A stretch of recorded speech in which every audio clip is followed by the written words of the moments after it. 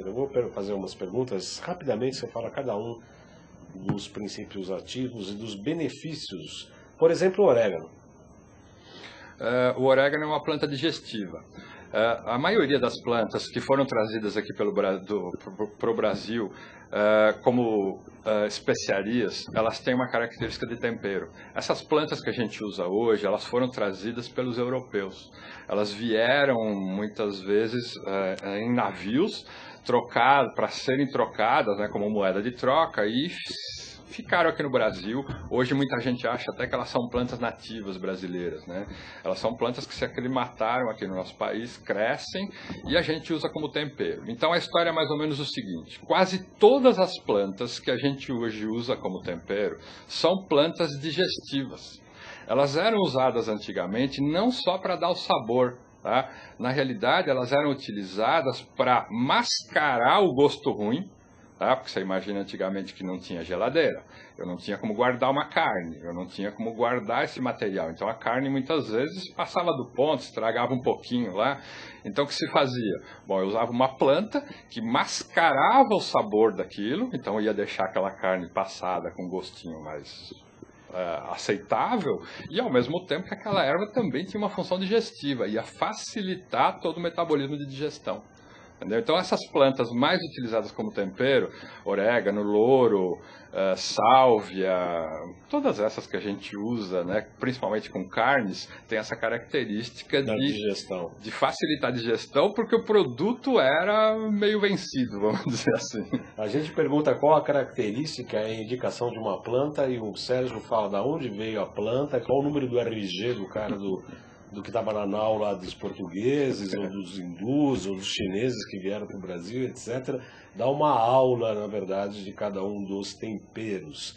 Então, o orégano, a sálvia, o louro, são todos digestivos. Eu posso fazer, preparar chá... Manjericão. Também.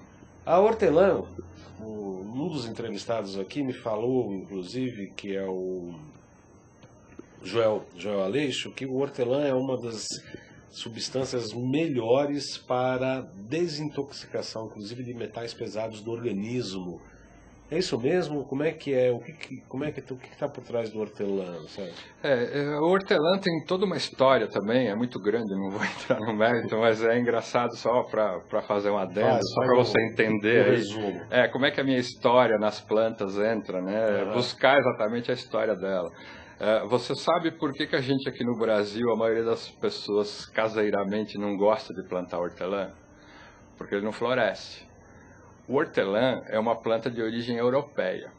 Então ele foi trazido desde a época da colonização, né? Holandês, português, espanhol, todo mundo tinha o seu hortelã lá, e ele veio aqui para o Brasil. E aí quem planta hortelã sabe disso, vai concordar comigo, que toda vez que você planta hortelã, ele cresce, fica bonito. De repente, quando você acha que ele está lindo, maravilhoso, você fala, nossa, agora meu hortelã está bonito. Ele começa a secar e morre. Né? Por que isso? Porque essa planta precisa de clima frio para crescer. Então, o que a gente aprendeu na escola, toda planta não tem que dar fruto e semente. Né? Então, é flor, fruto e semente. A hortelã não consegue dar isso. Só que aqui no nosso país, o nosso clima é tão rico, o solo é tão bom, que a planta se adaptou. O que ela faz? Bom, como aqui no Brasil eu não tenho frio suficiente para essa planta florescer, ela se adaptou. Ela faz o quê? Ela hiberna. Então, quando você vê a sua hortelã que está linda, bonita, com as folhas enormes, na semana seguinte ela vai estar toda murchinha, pequenininha, ela está entrando no processo de hibernação. Porque no seu país de origem, quando ela está naquele auge, viria o frio. Né? Facilitando o processo de desenvolvimento da floração. Para dar sementes, né? Então ela ia florescer e dar semente. Aqui no Brasil não tem esse frio suficiente para desencadear o processo de floração. E como é que faz a semente? Ela hiberna. Entendeu? Que nem a hortelã aqui no Brasil, a gente replanta ela através da própria raiz, né? Então você faz mudas delas e replanta. Não por semente? Não por semente, porque aqui no Brasil ela não floresce. Interessante. Né? E essa característica dela mostra exatamente o que ele falou para você. Entendeu? Essa característica de adaptação. Olha a força que essa planta tem. Entende? Uma planta que deveria morrer porque não floresce, né? Então a espécie deveria acabar. Não, ela achou um jeito de se desenvolver, se adaptar a uma nova situação. Então a gente considera a hortelã como uma planta super adaptiva mesmo. Então ela vai levar tudo que tem de ruim do corpo, exatamente facilitando uma limpeza, né? Então eu te pergunto, Sérgio Francischini, quer dizer então que a hortelã tem inteligência? Na realidade, Baldan, toda planta tem inteligência, né? É muito engraçado. A planta tem a característica dela, mas o que ela tem de interessante é o seguinte. Vou te dar um outro exemplo assim que é muito legal. Toda planta, quando começa a sofrer estresse por algum motivo, né, seja que motivo for, de repente ela está com menos água, de repente ela está sofrendo estresse, que a gente vai lá dar umas batidas nela, o pessoal vai lá e começa a fazer uns cortes na casca da planta. O que ela faz? Ela começa a produzir uma quantidade muito maior de sementes. Então toda planta, quando ela percebe que ela está em risco de vida, ela vai produzir uma quantidade muito maior de sementes. De flores, inclusive, né? Eu sempre ouvi falar das árvores, né? As árvores, quando as árvores começam a florir muito, fala, opa, deve estar acontecendo alguma coisa errada. Vou te contar uma história. Antigamente era muito comum, na minha época de criança, de repente eu via meu avô lá no fundo do quintal batendo nas árvores. Então que ele pegava uns pedaços de tábua desse tamanho e ia lá bater no tronco das árvores. Porque aquela árvore estava no processo de iniciar a floração.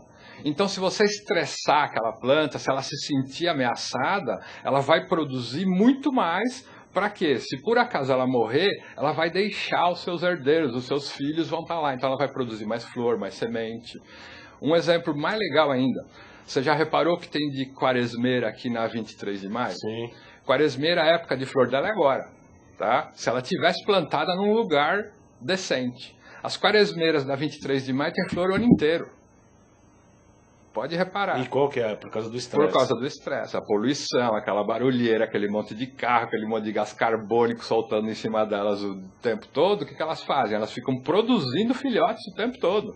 Entendeu? Ela sabe que a qualquer momento, o ciclo de vida dela, 30 anos numa quaresmeira, 40 anos, aqui vai durar 15, 20, olhe lá.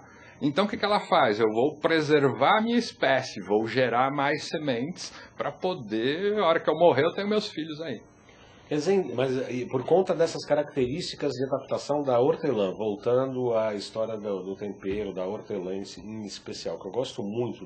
Aliás, eu faço o suco verde e coloco hortelã, inclusive, que fica muito mais agradável, palatável e tal. Ela tem realmente essa propriedade de retirar metais pesados do organismo, Sérgio? Olha, existem muitas pesquisas de plantas que têm essa característica, né? A gente não tem nenhuma pesquisa conclusiva. Energeticamente falando, sim. Energeticamente falando, a gente tem essa característica. Então, nós temos a planta hortelã, que tem essa característica, a planta poejo, que é uma planta parecida, seria uma prima da hortelã, que também tem essa característica. Não por processos assim comprovados cientificamente, por processos comprovados através de uso, né? Então a gente tem lá todo um lado energético da planta que tem essa característica mesmo. Dr. Evaldo me ensinou, Dr. Evaldo Martins Leite, que você bem conhece, presidente da ABA, me ensinou algo que eu preciso fazer de novo. Fiz, acabei não tomando direito, mas que a gente faz por intermédio de decocção, não, é colocar em um vidro por 20 dias num lugar escuro, ele sugeriu uma vodka, por exemplo, a beldroega, que teria a capacidade de, inclusive, limpar as artérias, tirar os ateromas, né, aquelas calcificações ou aquelas barreiras de gordura que ficariam nas artérias. Você sabe alguma coisa sobre isso? Olha, você tem plantas que têm essa característica. Então, aí, conforme o tipo de princípio ativo da planta, você vai ter uma ação específica. Então, esse aqui é o grande problema da fitoterapia, né? Então, a gente usar de maneiras específicas para determinada ação. No caso da beldroega, ela é uma planta que tem ação no aparelho cardiocirculatório, né? Ela é exatamente para isso.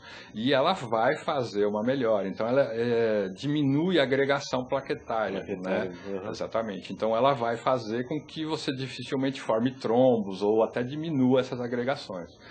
Só tomar cuidado, porque é uma planta exatamente que diminui essa agregação plaquetária. Diminui a agregação plaquetária, a gente corre o risco de uma hemorragia. Né? É como se fosse tomar AS antes de uma cirurgia, por exemplo. Isso, exatamente. É o mesmo processo. O Sérgio realmente vai voltar aqui para a gente contar algumas outras histórias. Ele está falando sobre isso, está me ocorrendo aqui essas andanças dele. Seguramente deve ter muitas histórias interessantes.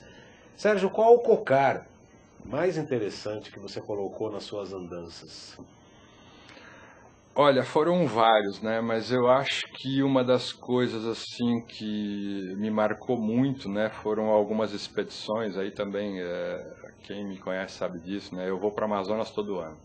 Então, todo ano a gente vai fazer pesquisas. Nesses últimos 3 anos eu tenho levado um pessoal, né, normalmente meus alunos, amigos que querem ir, fazer expedições na floresta amazônica para conhecer mesmo a civilização amazônica como ela é. Então, eu vou levar o pessoal para conhecer comunidades ribeirinhas, conhecer aldeias de índios, ver como esse pessoal vive, ver a felicidade desse pessoal, ver que a vida não é isso que a gente imagina aqui em São Paulo. Então, o que eu aprendi nessas minhas andanças aí pelo mundo todo foi exatamente que uma vida simples acaba deixando a gente muito mais saudável, né? Então, a simplicidade tem muito a ver com saudável.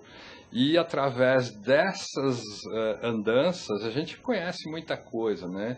E uma coisa que me marcou muito, que foi todo o processo, então, vamos dizer assim, além de eu fazer a pesquisa com as plantas, que acabou gerando o meu primeiro livro, que é o Plantas Terapêuticas, nesse livro tem muitas histórias aí a respeito de cada planta. No livro eu tenho 89 fichas de plantas contando. Mostrar, inclusive, porque eu vou ganhar o livro aqui. Isso, você já ganhou. Esse já ganhei. Esse é seu. Plantas Terapêuticas. O Plantas Terapêuticas, ele foi lançado no final de 2003. Ele tem uma relação de 89 plantas, inclusive com vários detalhes, alguns que eu contei para vocês, as formas de preparação de cada planta, a maneira de fazer o chá de cada planta. Então, isso tudo que eu fui aprendendo ao longo de muitos anos de estudo, eu transportei uma pequena coisa aí para o livro. E depois, por ter comecei a ter um contato maior com indígenas, e aí a gente começou a ver, né, uma importância muito grande. Então, através dos índios, na realidade, em que a gente começou a estudar um pouquinho mais as sementes das plantas. Então, a gente começou a caracterizar todo um trabalho da fitoterapia, né, vamos dizer assim, a gente concretizou esse trabalho através do uso das sementes. Então, na realidade, o que me motivou muito foi exatamente uma semente que o índio usa muito, né, que o pessoal que trabalha com radiestesia conhece essa semente. Você também vai ganhar um parzinho, deixa eu te dar um parzinho. São estas duas sementes aqui. Essa semente, ela chama... Dá para fechar aqui? Isso. São 2 sementes. Isso. Como é que ela chama? A planta chama-se aguaí, ou também conhecida popularmente como chapéu de Napoleão. Ela tem exatamente o formatinho, tá? A gente consegue mostrar que ela é chamada de chapéu de Napoleão por causa desse triângulozinho aqui, né? Então, o índio usa muito essa semente. Todo pajé, em rituais de cura, trabalha com essas sementes. Então, eles usam colares dessas sementes. A função dessa semente básica é proteger dos maus espíritos. Para você fazer uma ideia, o índio, toda vez que ele vai entrar numa floresta em que ele não conhece, ele vai caçar nessa floresta, por exemplo, ele usa uma tornozeleira com várias dessas sementes. Segundo o índio, esse som aqui, ó, uma semente batendo na outra, você imagina isso tudo numa tornozeleira, várias delas se batendo, né?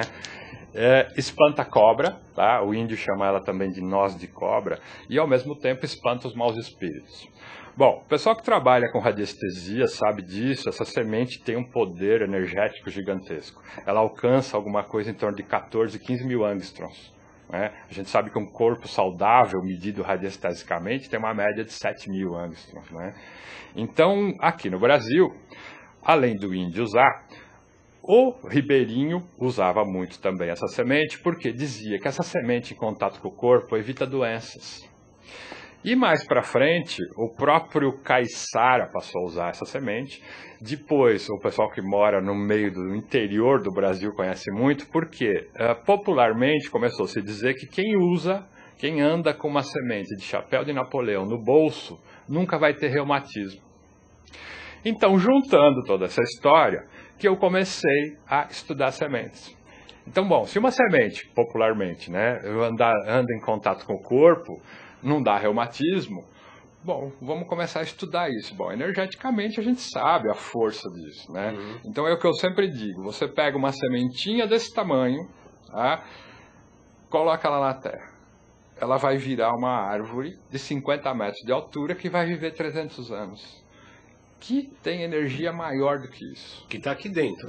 Exatamente. Tem uma árvore de 50 metros que vive 300 anos aqui dentro. Exatamente. Nós que estudamos, né, a ciência, de uma maneira, a ciência entre aspas, né, mas mais a história da espiritualidade, ou da própria natureza, quer dizer, isso aqui tem, vamos agora para falar uma linguagem mais moderna, né, quanticamente tem uma árvore de 30 metros que vai viver 300, quantos anos? Você pode viver 200, 300 200 a 300 anos aqui dentro, em potencial energeticamente.